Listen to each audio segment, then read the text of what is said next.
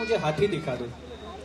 मतलब सर यहाँ मैं इंसान को बता नहीं पा रहा हूँ कि आप ऐसे खड़े रहो, मुझे फोटो शूट करना है, उसमें मैं हाथी को कैसे बताऊँ कि मुझे ये एंगल में फोटो चाहिए या किसी और एंगल में। ट्राई तो करो, हुआ तो अच्छी बात है, नहीं हुआ तो देखेंगे, कलारीपयटू कथकली अपने हाथ में है। आणि त्यावेळी पहिल्यांदा मला हत्तीच्या डोळ्यात बघण्याची संधी मिळाली। मी थोडा बाजूला उभा राहतो म्हणजे तुम्हाला हे फोटोग्राफ्स पण बघता येतील। आणि हत्तीचं विश्व हळूहळू उलगडत गेलं। एक मजेची गोष्ट सांगतो, इथे आपल्या आजूबाजूला कोणी बोंबलत असलं तरी आपलं लक्ष नसतं, पण एक हत्ती दुसऱ्या हत्तीशी 7 किलोमीटर परिघ क्षेत्रामध्ये 7 किलोमीटर डायमीटर मध्ये एक हत्ती दुसऱ्या हत्तीशी बोलू शकतो आणि त्याचं बोलणं ऐकू शकतो। एवढा बारीक आवाज हत्तीला ऐकायला येतो। हत्तीचं जे पीच आहे, आवाजाचं जे पीच असतं हत्तीचं, ते खूप हाय असतं। आपल्या कानाची तेवढी कॅपॅसिटी नाहीये की आपण तेवढं हाय पीच आपण ऐकू शकतो। आणि हळूहळू या फोटो प्रोजेक्टला ज्यावेळी सुरुवात झाली नेक्स्ट, त्यावेळी मी विचार केला की मी ह्याच्या आधी कधी हत्ती शूट केला होता का, मुंबईत मला कधी असा प्रसंग आला होता का मी हत्ती शूट करेन। तर तो प्रसंग आला होता। आणि तो प्रसंग काय होता, तर इथे मागे तुम्हाला जे खिडकीमध्ये उभे असलेले लोक आहेत ते आहेत जेलमधले कैदी। आणि हा जो हत्ती आहे तो हत्ती अरेस्ट झाला होता। हत्ती अरेस्ट एवढ्या करता झाला होता की हा हत्ती घाटकोपरच्या मार्केटमध्ये फिरत होता आणि फिरत असताना त्या हत्तीला कोणीतरी सोंडेमध्ये फळाबरोबर दगड दिला। तर हत्ती हुशार प्राणी आहे, तो दगड त्याच्या तोंडात गेल्यानंतर त्याने जो पहिला बाईट घेतला त्याचं डोकं इतकं फिरलं की त्याच्या सोंडेत दगड देणारा माणूस गर्दीत घुसला, पण त्या गर्दीतनं परफेक्ट त्यांनी त्याच माणसाला शोधून काढलं ज्यांनी त्याच्या सोंडेत दगड दिला आणि फक्त 3.5 किलोचा एक पाय त्याच्यावर ठेवला। त्याच्या पुढे माणसाचं जे व्हायचं होतं ते झालं, माणूस मेला म्हणून बिचारा हत्ती अरेस्ट झाला होता। पण ह्यात खरंच त्या हत्तीची चूक होती का दगड देणाऱ्या आपल्या तुमच्या माझ्यासारख्या कुठल्या माणसाची चूक होती? पुढे त्याच्यानंतर मला हत्ती कुठे सापडला तर रात्री तुम्हाला या हत्तीचा फेस जर नीट बघता येत असेल, त्याचे डोळे किंवा त्याचे बॉडी लँग्वेज जर बघता येत असेल तर तो हत्ती खुश आहे, आनंदी आहे। मी त्यावेळी त्या माहुताला विचारलं, तुला असं वाटतं का की तुझा हत्ती खुश आहे? तो म्हणाला, हो मला तसं वाटतं, पण प्रत्येक थंडीत तो खुश असतो। तर प्रत्येक थंडीत तो खुश का असतो याचं उत्तर मला मिळालं ते केरळमध्ये। आणि ते उत्तर असं होतं की हत्तीची स्किन ही 1 इंच जाड असते आणि त्या 1 इंच जाडीच्या स्किनला थंड ठेवण्याकरता हत्ती सतत आपल्या अंगावर माती, पाणी, चिखल या गोष्टी उडवून घेत असतो। तर तुम्ही नेहमी बघितलं असेल हत्तीची जी स्किन असते ती खडबडीत असते, व्रिंकल्स खूप असतात। या व्रिंकल्सला पण त्याच्या शरीरावरती एक महत्वाचं काम असतं आणि ते काम असं असतं की हे जे पाणी तो शरीरावर उडवतो, चिखल धूळ जी काय तो शरीरावर उडवतो ती त्या व्रिंकल्समध्ये जाऊन अडकते आणि व्रिंकल्समध्ये जाऊन अडकल्यावर बराच काळ त्याला तो थंडावा मिळत राहतो। ही हिवाळ्याची डिसेंबरमध्ये मी हा फोटो शूट केला होता। हिवाळ्याची रात्र होती आणि थंड वातावरण होतं, म्हणून त्याची बॉडी लँग्वेज खूप चांगली होती आणि पॉझिटिव्ह होती। पुढे केरळमध्ये मला पहिल्यांदा जर काही हत्ती बघायला मिळाले तर ते एवढ्या मोठ्या प्रमाणात होते। त्रिशूर पूरम, त्रिशूर फेस्टिवल आपल्याला ऐकून माहिती असेल, आपण त्याला त्रिचूर म्हणतो मराठीमध्ये। त्या त्रिशूर फेस्टिवलमध्ये पहिल्यांदा हत्ती एवढ्या मोठ्या प्रमाणात मला बघायला मिळाले। एका दिवसाकरता जवळजवळ 500 ते 600 हत्ती एका दिवसाकरता त्या त्रिशूरमध्ये येतात। म्हणजे आज सकाळी 7 वाजता जर फेस्टिवल सुरू झालं तर दुसऱ्या दिवशी दुपारी 12 वाजता ते फेस्टिवल संपतं। आणि त्याच्यामध्ये सगळ्यात हँडसम हत्ती कुठला, सगळ्यात बेस्ट सुळे असलेला हत्ती कुठला, त्याच्यानंतर तुम्ही इथे बघत असाल वरती छत्र्या दिसतात हत्तींवर। 2 ग्रुप्समध्ये 2 हत्तींचे, म्हणजे आता ह्याच्यात खरं तर 25 हत्ती होते, पण माझ्या टेलीमध्ये तेवढे मावत नव्हते, 25च्या 25 हत्ती आले नाही, जेवढे आले तेवढे इथे समोर आहे। आणि असे 2 ग्रुप, एक देवळाच्या गेटपाशी उभा असतो, दुसरा मैदानाच्या गेटपाशी उभा असतो आणि त्यांच्या मध्यभागी जवळजवळ 1 लाख लोक व्यवस्थित मद्यपान करून नाचत असतात। मला प्रश्न हा पडला की एक हत्ती दुसऱ्या हत्तीचं बोलणं 7 किलोमीटरवरनं ऐकू शकतो, मग त्याच्या कानाखाली पंचवाद्यम वाजवल्यावर त्याला किती त्रास होत असेल? आणि ह्या प्रश्नातनं खऱ्या अर्थाने पुढची मालिका चालू झाली। Next please. आणि त्यावेळी मला कळलेली पहिली गोष्ट, elephants tell you everything that cannot be said. Next please. तुम्ही या ठिकाणी बघाल की जे माहूत त्या संपूर्ण परेडमध्ये हत्तींना थांबवण्याकरता मारत होते, त्यांना टोचण्या लावत होते पुढे जाण्याकरता, हत्तीने ऐकावं म्हणून जो त्रास देत होते, त्याच माहूतांना ते आपल्या सावलीत बसायला द्यायला तयार होते. एवढं त्यांचं बॉन्डिंग होतं, एवढं त्यांनी आपल्याकडनं माणसाला मित्र मानलं होतं. Next please. या ठिकाणी तुम्हाला इथे दिसत असेल तर या हत्तीच्या पायावर तुम्हाला जखम झालेली दिसेल. सारख्या टोचण्या लावून लावून लावून त्याची 1 इंच जाड असलेली जी स्किन होती त्याला एवढी मोठी जखम झाली होती. आणि तरी सुद्धा त्यांनी कुठलीही कंप्लेंट न करता त्याच माहुताला स्वतःच्या सावलीत बसायला दिलं होतं. आणि तिकडनं हत्तीच्या बाबतीतले माझे विचार म्हणा, हत्तीच्या बाबतीतले माझे अनुभव म्हणा, हे वेगळ्या मार्गाने पुढे जायला लागले. Next please. हे काम नेऊन मी चीफ वाईल्ड लाईफ वॉर्डन केरळाचे, खरं तर मी माझ्या कलिगला हे काम दाखवलं. त्याला म्हणलं की या क्रूरतेने तुम्ही जर केरळमध्ये हत्तींना वागवत असाल तर हत्ती आमचं भूषण आहे किंवा हत्ती आमचा स्टेट एनिमल आहे एवढं बाहेरच्या माणसाला तरी सांगू नये. तुम्ही तुमच्यात सांगा, कारण आत्तापर्यंत बघितलंय त्याच्यात हत्ती फार क्रूरतेने वागवलेलाच दिसतो. त्यांनीही हे वेगळ्या पद्धतीनं पहिल्यांदा बघितलं. कारण कसं असतं, आपला एक माइंडसेट तयार झालेला असतो की आपण फेस्टिवलमध्ये गेल्यावर त्या छत्र्या, ते कॉम्पिटिशन्स, ते मोठे हत्ती, त्यांचे सुळे एवढंच बघतो. निगेटिव्ह साईड आपल्याला दिसत नाही, कारण ते आपलं असतं. ते बाहेरच्या एखाद्याला दिसू शकतं. मी त्या ठिकाणी बाहेरचा होतो म्हणून मला ते दिसलं. आणि ते दिसल्यावरती मी त्याला दाखवलं आणि त्यांनी सांगितलं की you should show it to chief wild life warden of Kerala. आणि व्ही गोपीनाथन यांना आम्ही आमचं काम दाखवलं. हे काम दाखवल्यावरती त्यांनी मला सांगितलं की what is there in your mind, can you tell me. मी म्हटलं तुम्ही जर गुगल केलं, आजही तुम्ही जर बसल्या बसल्या इथे गुगल केलं तर तुम्ही एशियन एलिफंट किंवा इंडियन एलिफंट तुम्ही शोधा, तुम्हाला हत्तीच्या अटॅकचेच व्हिडिओ सापडतात यूट्यूबवर. तेच तुम्ही आफ्रिकन एलिफंट सर्च केलं तर फार गुडी चांगल्या पद्धतीने पॉझिटिव्ह हत्ती त्या ठिकाणी तुम्हाला बघायला मिळतात आणि पॉझिटिव्ह रिलेशनशिपही बघायला मिळतं. म्हटलं मला एशियन एलिफंटचं किंवा इंडियन एलिफंटचं हे चित्र बदलायचं आहे. कदाचित मला आयुष्य कमी पडेल पण मला हे करायचं आहे. आणि त्यांनी मला सांगितलं मग तुला काय हवं आहे. म्हटलं मला तुमच्या एलिफंट सेंटर्सना आणि तुमच्या जंगलांमध्ये ॲक्सेस द्या. एलिफंट सेंटर्समध्ये मला हत्तींचं माणसाशी असलेलं सकारात्मक रूप दाखवता येईल, हत्तीचं आणि माणसाचं बॉन्डिंग दाखवता येईल, आणि जंगलांमध्ये हत्ती आणि हत्तीमधलं रिलेशन दाखवता येईल. त्यांनी एलिफंट सेंटरमध्ये मला परवानगी दिली. आणि अशा पद्धतीने तुम्ही कधी, मला माहीत नाही तुम्ही कधी ऐकलं असेल की नाही, पण हत्ती रडतो, हत्ती हसतो.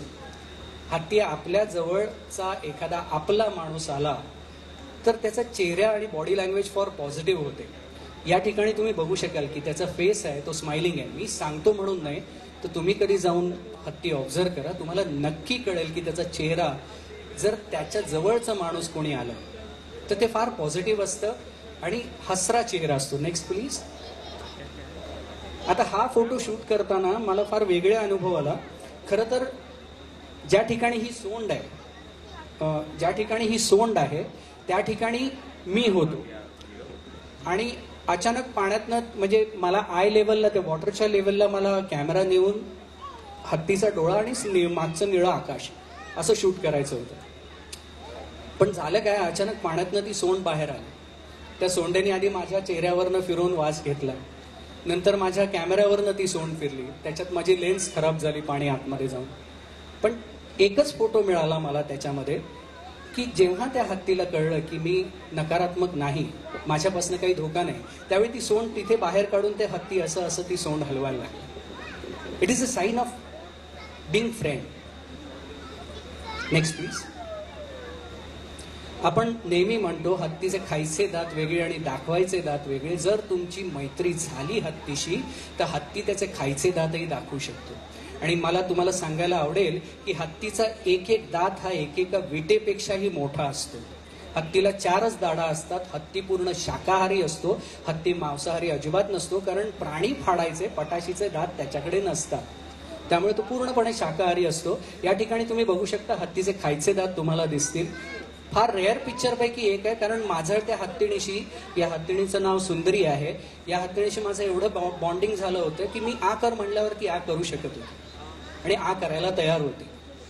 त्यामुळे मी आ कर म्हटल्यावरती तो माहूत तिकडे पाय धुत असताना तिने आ केला आणि लिटरली मी माझ्या नॉर्मल 1855 लेन्सनी 18ला हा फोटो शूट केला. Next please. आता माझा एलिफंट कम्युनिकेशन मधला जो गुरु होता तो हा कृष्ण. म्हणजे जे काय मी रंबलिंग शिकलो ते ह्याच्यामुळे शिकलो. ऍक्च्युली हे पिल्लू बराच काळ पिंजऱ्यामध्ये एकटं होतं. सुरुवातीला माझं त्याच्याकडे लक्षही गेलं नाही, कारण त्याच्या बरोबर जी दुसरी हत्तीण होती, गंगा नावाचं जे पिल्लू होतं, त्या गंगाची छानच होती. म्हणजे दिसायला अगदी गोंडस असं तिचं रूप. आपण म्हणजे कार्टून फिल्म्समध्ये बघतो ना, केस असे मोठे असलेली, अशी ती गंगा होती. त्यामुळे बराच काळ तिच्याबरोबर वेळ जायचा. पण नंतर ज्यावेळी मला लक्षात आलं की हे एक पिल्लू आहे आणि ते माझ्याकडे बघतंय, त्यावेळी मी तिच्याशी इंटरॅक्शन करायला लागलो. आणि समहाव कसं झालं मला माहीत नाही, त्याने मला रंबलिंग शिकवलं. ते मी का, खरं तर मी फक्त त्याला बरं वाटावं म्हणून एक नक्कल करायला लागलो होतो. त्याचा पाय फ्रॅक्चर झाला होता आणि म्हणून बराच काळ तो पिंजऱ्यात होता. आणि पिंजऱ्यात असताना ते सॅडली एक आवाज काढायचा. तो आवाज काय आहे म्हणून मी माहुताला विचारलं. माहुतानी मला सांगितलं की इथे खूप गरम होतं आणि त्याच्यामुळे त्याला तसा आवाज काढायला लागतो. मी म्हटलं तसं नाही आहे, काहीतरी वेगळं आहे, कारण सनसेट नंतर सुद्धा हा तसाच आवाज काढतो. माझ्याकडे परमिशन होती, सो त्यांच्याबरोबर मी बराच काळ राहायचो सनसेट नंतर सुद्धा. आणि काहीतरी गडबड आहे म्हणून मी ह्याला म्हटलं की मला हा आवाज रेकॉर्ड करू दे. त्यावेळी तर साध्या फोनवरती मी तो आवाज रेकॉर्ड केला आणि त्रिवेंद्रम झूच्या त्या डॉक्टरना नेऊन ऐकवला, डॉक्टर जेकब अलेक्झांडर. त्यांनी मला एका लाईनीत सांगितलं, this is a communication language of elephant, it is called rumbling. मग रंबलिंग काय आहे, मग रंबलिंगबद्दल माहिती घ्यायला सुरुवात केली. Next please. आणि रंबलिंगबद्दल ती माहिती घेता घेता मला त्याच्या सॅडनेसचे वेगवेगळे प्रकार कळायला लागले, की त्याला एकटेपणा खूप जाणवत होता. तुम्ही या ठिकाणी बघू शकताय, तर खरं तो माहूत तो पिंजरा साफ करतोय, पण पिंजरा साफ करताना हे पिल्लू सोंडेने त्याची बोट पकडून त्याच्या मागे मागे फिरत राहायचं. खरं तर आईपासनं पिल्लू वेगळं झालं तर त्याचे जगण्याचे चान्सेस फक्त 50% असतात. पुढे तोच माझा अभ्यासाचा विषय झाला की how to sustain the life of baby elephants and how you can help them to live long. या ठिकाणी एक व्हिडिओ दाखवतो. Video Krishna 1 please.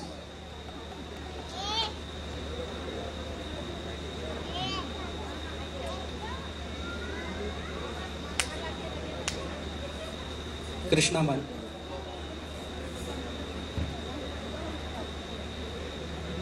मी ज्यावेळी त्याचे पिक्चर शूट करायचो त्यावेळी त्याच्याकडनं त्यांनी माझी जी मैत्री त्याच्याकडनं चालू केली. त्यात हे लक्षात आलं की ज्यावेळी मी त्याच्याशी बोलायला लागायचो, त्यावेळी ज्यावेळी मी तिकडे पोचायचो, म्युझिक नकोय, ज्यावेळी मी बोलायला लागायचो त्यावेळी त्याला कुठेतरी एक पॉझिटिव्ह साईन मिळत राहायची. आणि पॉझिटिव्ह साईन मिळत, इथे तर मी बघाल की त्याचा पुढचा पाय त्याला हे लागलेला आहे, तेल लावलेलं आहे. खरं तर ते औषध आहे आणि त्याला उठताही येत नाही. पण फक्त मी त्याच्यापासून लांब जाऊ नये म्हणून तो उठण्याचा फार फार प्रयत्न करायचा, खूप प्रयत्न करायचा आणि उठून उभा राहायचा. उठून उभा राहिल्यानंतर त्याची अशी अपेक्षा असायची की मी त्याच्या पिंजऱ्याजवळ तिकडे उभं राहावं. बाकी कोणीही त्याच्या पिंजऱ्यापाशी गेलं, कुठलाही माहूत गेला, कुठलाही ऑफिसर गेला की त्याच्याकडे तो काहीतरी खाण्यासाठी चाच पडत असायचा. पण माझ्याकडे त्यांनी कधीही खाणं मागितलं नाही. त्यांनी सदैव माझ्याकडे माझा हात पकडून तिथे उभं राहणं एवढीच अपेक्षा व्यक्त केली. ते बघा. आणि त्याच्यातनं मला त्या गोष्टी आणखी वेगळ्या पद्धतीने उलगडत गेल्या की त्यांना काय हवंय, काय ते मिस करताय. आणि ह्या त्याच्या ऑब्झर्वेशनचा म्हणजे किती माणसासारखी साईन आहे. म्हणजे आपण एखाद्याला बोलवतो त्यावेळी पण असंच करतो. आणि जसं आपल्या बाळाचा लाळ गळून हे होतं ना, तसं त्याच्या चेहऱ्यावर तुम्ही बघाल, त्याच्या चेहऱ्यावर बघाल तर तिथे डाग आहेत. ज्यावेळी हे पिल्लू झोपायचं एका साईडला त्यावेळी लाळ गळून गळून तो डाग तिकडे तयार झाला होता. आणि जसं हा प्रेम करायचा, मला तिकडे जवळ उभं राहायला अपेक्षा धरायचा, तसाच हे पिल्लू दुसरी गोष्ट करायचं ते म्हणजे रागही तेवढ्याच मुक्तपणे माझ्यावर दाखवायचा. आता इथे मी मागे झालो हे त्याला आवडलं नाही आणि आवडलं नाही म्हणून तो बाहेर आला. बाहेर आल्यावरती खरं तर तो फार दमला होता आणि माझी इच्छा नव्हती की त्यांनी माझ्याशी खेळावं म्हणून मी मागे झालो होतो. पण मी जवळ गेल्यावर त्याला तो राग आला आणि त्याने सोंडेने मला ढकललं, बघा मागे, जा नाही खेळायचं तुझ्याशी. अशा पद्धतीने त्यांनी स्वतःहून काही गोष्टी दाखवायला सुरू केल्या. कृष्णा 2. मग माझं भांडण व्हायला लागलं त्या ऑफिसर्सशी की ह्याला तुम्ही जर पिंजऱ्यात ठेवलं तर हे पिल्लू जगणं कठीण आहे. बऱ्याच भांडणानंतर सगळ्यांनी मान्य केलं आणि हे पिल्लू पहिल्यांदा बाहेर आलं. पहिल्यांदा बाहेर आल्यावर आपला झालेला आनंद त्यांनी कुठेही लपवला नाही. तुम्ही बघाल की पहिल्यांदा बाहेर आल्यावर त्यांनी कसं माझ्यासमोर रिॲक्शन केलं. He was actually dancing. एक मुक्तपणा त्याला जाणवला, कारण एकतर ते आईपासून वेगळं झालेलं पिल्लू, त्यात ते त्या पिंजऱ्यात बंद होतं आणि अशा परिस्थितीत 6 महिने राहिल्यानंतर एक कुठेतरी गिवअप करण्याची भावना हत्तींमध्ये निर्माण होती, ती त्याच्यात झाली होती. त्याला बाहेर पडल्यामुळे हत्ती त्याच्यातनं बाहेर पडल्यामुळे त्याला मुक्तपणाची जी जाणीव झाली, तो आनंद त्यांनी माझ्याबरोबर शेअर केला. ही हत्तीची एक रिलेशनशिप असते आणि जी दाखवायला त्यांना सदैव आवडते. Next photo please.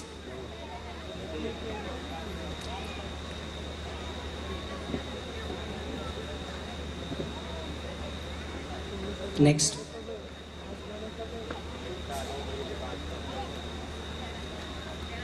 आता त्याच्याच बरोबर जी नेहमी राहायची ती गंगा, जिच्याबद्दल मी तुम्हाला सांगितलं. आता गंगाचा जर स्वभाव जर तुम्हाला एक्सप्लेन करून सांगायचा तर गंगा म्हणजे टिपिकल बाई. आपल्याला काय हवंय ते आपल्याला कसं मिळवता येईल याचं कम्प्लीट नॉलेज असलेली एक मुलगी. आणि त्याच्याकरता काय काय करायला लागतं, रुसायला कसं लागतं, आपला हट्ट पूर्ण करून घ्यायला किती जोरात ओरडावं लागतं, हे सगळं माहीत असलेली एक नॉलेजेबल हत्तीण म्हणजे ही गंगा. आता हा पिक्चर आहे, खरं तर माहुतानी पिंजऱ्यातनं पहिल्यांदा बाहेर यायचं असतं, पण त्या ठिकाणी माहुताला धक्का देऊन, आपल्या ताकदीचा अंदाज आल्यावरती की माहुताला धक्का देऊन स्वतः बाहेर यायची. Next please. पण जसं मी आत्ता सांगितलं की आपल्याला काय हवंय आणि ते कसं मिळवायचं हे जिला माहिती आहे ती गंगा, तसं मुक्तपणे प्रेम करणारी ती सुद्धा गंगाच. आपल्या माहूत झाडत असताना, म्हणजे या माहुताचं नाव राजीव आहे, तो झाडत असताना त्याला हक करून तिथे ती उभी राहायची, कारण तिला तो आवडायचा आणि ते दाखवायला तिला कधी लाज वाटली नाही. Next please. प्रत्येक कामामध्ये तिला इंटरफिअर करायला आवडायचं. किती झालं तरी, एवढं मोठं दिसलं तरी ते 1 वर्षाचं पिल्लू होतं, खरं तर 11 महिन्याचं. 11 महिन्याची बाळांनी जसं वागावं तसंच ते वागत होतं. Next please. आणि तिचा इंटरफिअरन्स लेवल त्याच्या बाबतीत एवढा असायचा, मी त्याला धड आंघोळीलाही ती जाऊ द्यायची. प्रत्येक बाबतीत सोंड घालून मध्ये ती हे करायची. तुम्हाला एक व्हिडिओ दाखवतो, गंगा व्हिडिओ प्लीज.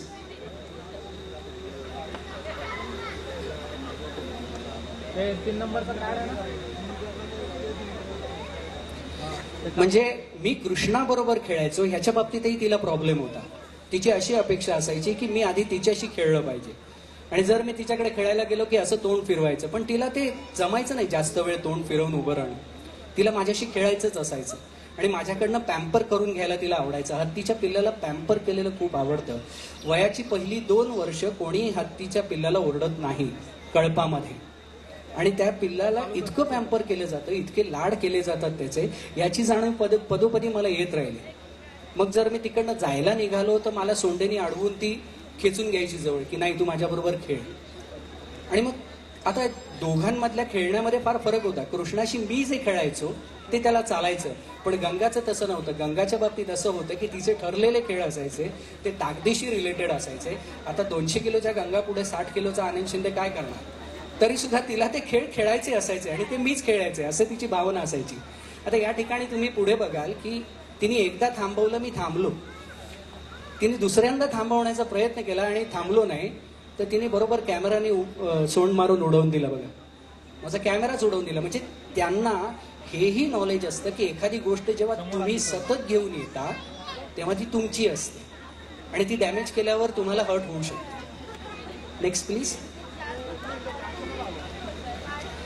मी परत म्हणतो की एक परफेक्ट फिमेल म्हणजे गंगा, कारण मस्का कसा मारावा हे तिच्या इतकं चांगलं कोणालाच माहीत नव्हतं. दुपारच्या वेळात 1 ते 4 मध्ये त्या पिल्लांना आतमध्ये ठेवलं जायचं. त्याचं कारण असं होतं की खूप खूप गरम व्हायचं, ते इक्वेटरच्या जवळ असल्यामुळे खूप गरम व्हायचं आणि गरम झाल्यावरती पिल्लांना त्रास होऊ नये म्हणून त्यांना पिंजऱ्यात ठेवायचे. जर का हा राजीव तिच्या पिंजऱ्याजवळ गेला तर सोंड बाहेर काढून उगाच कुरवाळ, त्याची दाढी खेच असे प्रकार करून ती त्याला खूप मस्का मारायची बाहेर काढण्याकरता. पण 4 शिवाय कधी तिला बाहेर काढलं नाही. Next please. आता मी मगाशी सांगितलं हत्ती अतिशय सुंदर हसतो, त्याचं हे उत्तम उदाहरण आहे. झालं असं होतं की मी तिच्याशी खेळत होतो, खेळता खेळता आमचं काहीतरी हे झालं आणि मी तिला ढकललं मागे आणि मी उलटा फिरून जायला लागलो. मी जसा उलटा फिरलो तसं मागणं येऊन मला धडक दिली. मी धडपडल्यावर तोंडाने चक्क चक चक चक चक आवाज करत ती असं हसत होती आणि हत्ती खरंच असा हसतो. अजूनही फोटो आहेत माझ्याकडे, दाखवेल. Next please. मी परत सांगतो, एक परफेक्ट फिमेल म्हणजे गंगा का, तर ज्यावेळी कृष्ण आजारी होता आणि तो मेडिकेशनवर होता, हत्ती जर स्वतःचाच एका कुशीवर जास्त वेळ झोपला तर ऑर्गन फेल्युअर, स्वतःच्या वजनाने ऑर्गन फेल्युअर होऊन मरू शकतो. जर हा कृष्ण जास्त वेळ झोपला असेल तर गंगाला लांब बांधला असेल तरी सुद्धा सोंड पुढे घेऊन ती हलगत त्याच्या गालावर घासायची आणि त्याला उठवायची आणि त्याला खेळण्याकरता उद्युक्त करायची. Next please. या ठिकाणी तुम्हाला दिसेल की कृष्णाचे डोळे फार मलूल झालेत पण गंगाचे डोळे टवटवीत आहेत. ज्यावेळी कृष्णा गिव्हअप करतो असं सतत जाणवत राहायचं, त्यावेळी स्वतःची सोंड कृष्णाच्या सोंडेमध्ये घालून ती डोकं वर खालती करून ती खेळायला लावायची आणि जर गिव्हअप करते असं वाटलं तर त्याला उद्युक्त करायची की तू जगलं पाहिजेस. Next please. हत्तीची जी हे असते काय म्हणतात कुटुंब पद्धती, ती मॅट्रियार्क, मातृसत्ताक पद्धती असते आणि मातृसत्ताक पद्धतीमध्ये आजी, सगळ्यात वयाने मोठी असलेली आजी, बऱ्याच आजींचे चेहरे उजळले एकदम, तर ती आजी त्या संपूर्ण कळपाचं नेतृत्व करत असते. बरं, त्या आजीला कोणी उलट उत्तर देत नाही. हे का करायला सांगितलंस म्हणून विचारत नाही. ती जे सांगते तेच ते करतात. म्हणजे कळपानी कुठे खायचं, कुठे थांबायचं, कुठे राहायचं, कुठे त्यांना पाणी मिळेल ह्याचे सगळं नॉलेज त्या मॅट्रियार्कला असतं, कारण तिचा अनुभव त्या कळपामध्ये सगळ्यात जास्त असतो. बरं, ह्या कळपामध्ये नेक्स्ट प्लीज. या कळपामध्ये जे हत्ती असतात म्हणजे मेल, कळपामध्ये मेल फक्त 12 वर्षापर्यंत राहू शकतात. फिमेल काय म्हणतात त्याला, आत्या, मावश्या, काक्या, त्या सगळ्या कळपात असतात. पण मेल वयाच्या 12 वर्षापर्यंत तिकडे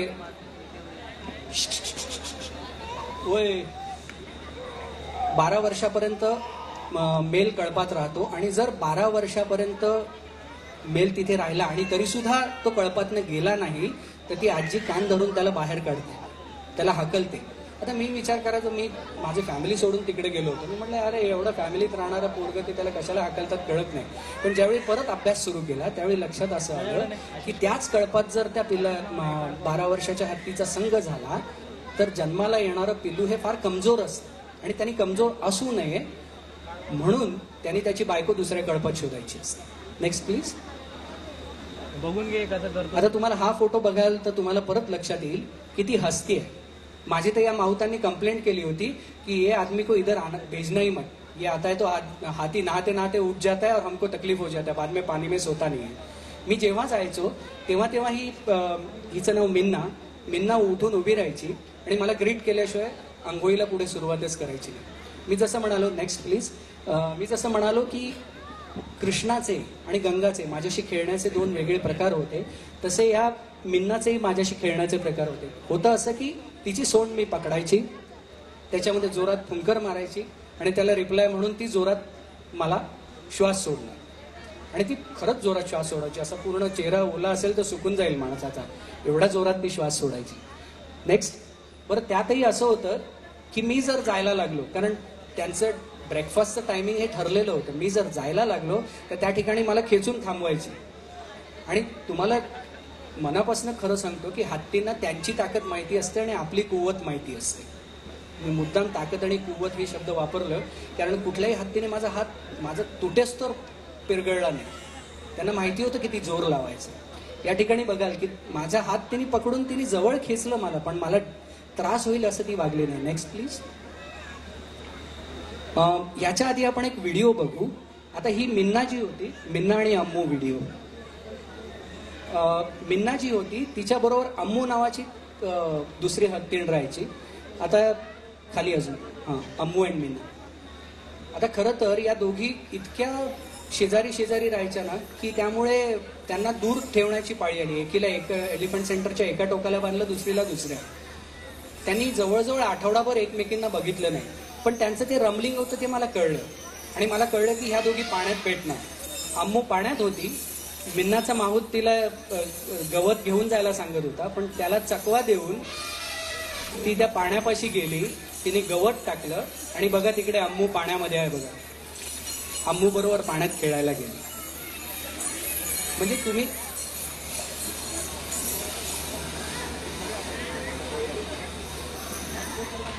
आणि पुढे जवळजवळ 45 मिनिटं या दोघी पाण्यामध्ये खेळत होत्या आणि माहुतांना काठावर बसून बघण्याशिवाय काही पर्याय उरला नव्हता. Next photo please.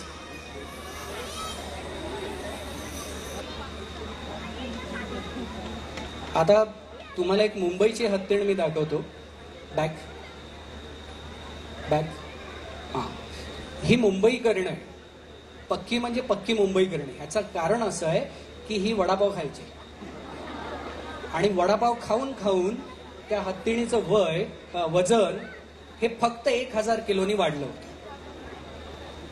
आणि बिचारीला टेम्पोनी मागणं धडक दिली आणि मागणं धडक दिल्यानंतर ती एका साईडनी डॅमेज झाली वजन वाढल्यामुळे. आणि ते वजन कमी वेळात कमी करणं म्हणजे 1000 किलो एका आठवड्यात कमी करायचं होतं. ते शक्य झालं नाही म्हणून ती जगू शकली नाही. पण याच्यामध्ये तुम्हाला एक सांगायला आवडेल की तिला ते रोज चपाती द्यायचे आणि चपाती हे तिचं खाणं नव्हतं. जरी त्या माहुतांनी तिला चपाती दिली असली तरी ते त्यांचं खाणं नव्हतं. आणि तिने एक दिवशी खाणं सोडलं आणि डॉक्टरांनी मला सांगितलं, डॉक्टर ते जे केअरटेकर होते त्यांनी सांगितलं की तुम्ही या, तुम्ही जर केरळला मदत करताय तर तुम्ही इथे आम्हाला मदत करा. आणि मी त्या ठिकाणी गेलो. मी रमलिंग करायला सुरुवात केली आणि त्या गर्दीतही तिने माझा हात पकडला. मग गर्दीत हात पकडल्यावर मला कळलं की she understood what I want to talk. मी सगळी गर्दी तिकडनं काढली. मी, माहूत आणि ती, आम्ही तिघच जण होतो. मग मला बघायचं होतं की ती मलाच रिप्लाय करते का. Next please. म्हणून मी दुसऱ्या टोकाला गेलो तर ती फिरून माझ्या बाजूला आली आणि जोरात ओरडली. कारण मी ती माझी जागा सोडून तिला फिरायला लागलो. याचा तिला राग आला आणि ती ओरडली. ओरडल्यावर मी फक्त डोळ्यांनी, हत्तीला फार लांबचं दिसत नाही पण त्याच्या टप्प्यातलं जे दिसतं ते संपूर्ण समजतं. तर मी नुसते डोळ्यांनी तिला राग दिल्यावर तिला ते कळलं की काहीतरी चुकलं. मग ती परत मलाच माझं ऐकते का हे बघण्याकरता मी अजून फिरलो. Next please. तिने पूर्ण तो राऊंड मारला. Next please. पुढे. आणि या ठिकाणी तुम्ही बघाल की सोंड पूर्ण बेंड करून तिने ते सरेंडर केलंय. ह्याचा अर्थ असा होता की मी जे सांगेन ते ऐकायला ती तयार आहे. ह्याच्यानंतर ट्रायल बेसिसवर तिने 2 कलिंगड आणि 5 डझन केळी खाल्ली. ते खाल्ल्यावरती मी म्हटलं की ती अजून खाईल म्हणून मी अर्धा डझन कलिंगड आणि 15 ते 20 डझन केळी मागवली. तीही तिने खाऊन संपवली आणि नंतर 20 किलोच्या आसपास गवतही संपवलं. आणि हे जो ड्रम तुम्हाला दिसतोय, हत्तीला दिवसाला 250 लिटर पाणी लागतं आणि 180 किलो खाणं लागतं. तेवढं ड्रम भरून तिने पाणी पिलं. 200 लिटरचा ड्रम होता तो. Next please. आता हे राजा हे एक वेगळं प्रकरण होतं. राजाचं व्हिडिओ प्लीज. आता हे पिल्लू ज्यावेळी एलिफंट सेंटरला आलं त्यावेळी त्यांनी 3 दिवस काही खाल्लंच नाही. आणि फॉरेस्ट ऑफिसर्सनी मला सांगितलं की ह्यानी जर खाल्लं नाही तर गावातली लोक आम्हाला ठार मारतील. त्यामुळे तुम्ही काही करा आणि याला खायला लावा. ज्यावेळी राजा माझ्या जवळ पहिल्यांदा आला त्यावेळी तो काहीतरी वेगळं करणार म्हणून मी व्हिडिओ ऑन केला. तुम्ही त्याचे डोळे बघू शकता. तो रडतोय. तुम्हाला ह्याच्यावरनं अंदाज येईल की ते त्याच्या आईला किती मिस करते. त्याने माझा हात सोंडेत पकडला, मला त्याच्या जवळ ओढलं आणि हात चोखायला सुरू केला. आणि कंटिन्युअस तो रडत होता. त्याला समजावण्याचा मी प्रयत्न केला. 3 दिवस या पिल्लाने कसलाही आवाज काढला नव्हता. कारण ते ज्यावेळी विहिरीत पडलं त्यावेळी ते इतक्या मोठ्यांदा ओरडलं की त्याची वोकल कॉर्ड खराब झाली. जरा ह्याचा आवाज मोठा करता आला तर बघा प्लीज. ना हत्तीचा आवाज काय असतो पिल्लाचा ऐकूया आपण. थोडा आवाज मोठा करता येईल. ज्यावेळी मी त्याला समजवायचा प्रयत्न केला आणि तोंडातनं हात काढला त्यावेळी तो ओरडला बघा कसा.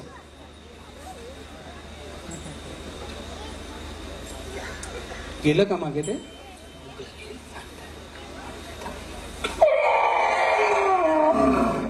हा पिल्लाचा आवाज आहे. 7.5 महिन्याचा.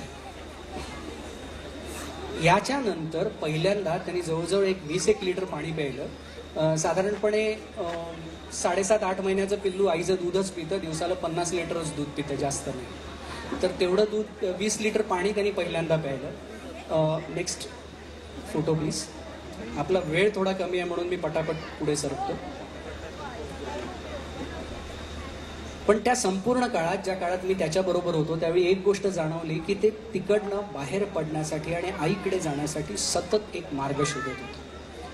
आता हत्ती असा कोणी बघितलाय का? उन्नीकृष्णनचा व्हिडिओ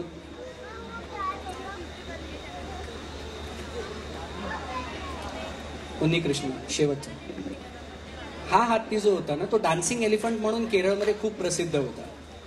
पण डान्सिंग एलिफंट म्हणून प्रसिद्ध असताना कोणी ह्याचा एकटेपणा बघितला नव्हता. खरं तर हा एक स्टिरियोटाईप बिहेवियर नावाचा डिसीज आहे. आपल्या कळपापासून वेगळं झाल्यावर जो एक मानसिक तणाव, त्रास किंवा झटका हत्तीला बसतो, त्याच्यामुळे हत्ती सतत एका पद्धतीने हलत राहतात. आणि हे स्टिरियोटाईप म्हणजे तो एकटा असताना तुम्ही हे फोटो बघा, नेक्स्ट प्लीज, की त्याचं फ्रस्ट्रेशन तो एकटा असताना काढायचा, भिंतीवर लाथा मारायचा, पुढे वेगळ्या पद्धतीने उभा राहायचा, पुढे झाडावर सोंडेनी आणि सुळ्याने मारा करायचा, पुढे आणि स्वतःचं डोकंही आपटून घ्यायला कमी नाही करायचं. Next please. पण हत्ती प्रकारातला त्याच वेळचा एक हॅपी गो लकी नावाचा हत्ती म्हणजे आमचा हा राणा. राणाचा video please. तर ह्या राणाला काय आवडायचं? राणाला सतत आवडायचं ते राजाने जर दूध बाजूला टाकलं किंवा नाही प्यायलं तर ते जाऊन प्यायचं. दुपारी झोपलेला असताना राजाने त्याला त्रास द्यायचा नाही. बरं, खेळ खेळताना मी त्याच्याशी त्याला हवे ते खेळ म्हणजे काय, त्याने माझी ट्रॅक पॅन्ट ओढायची, माझी स्लीपर काढायची आणि मी ते गप्पपणे सहन करायचं. आणि तेही नाही जमलं तर आता या ठिकाणी तुम्ही बघाल की तो माझ्याबरोबर काय करायचं. लकीली हे इंटरॅक्शन करत असताना माझ्याकडे मोबाईल होता आणि हे मोबाईलवर शूट केलंय. हे त्याला आवडायचं, माझं नाक ओढायला. आणि ज्यावेळी हा व्हिडिओ मावतानी बघितला त्यावेळी मावतानी मला सांगितलं की आप हाथी जैसा आवाज निकालता है ना, इसलिए वो आपका नाक बड़ा करना चाहता है.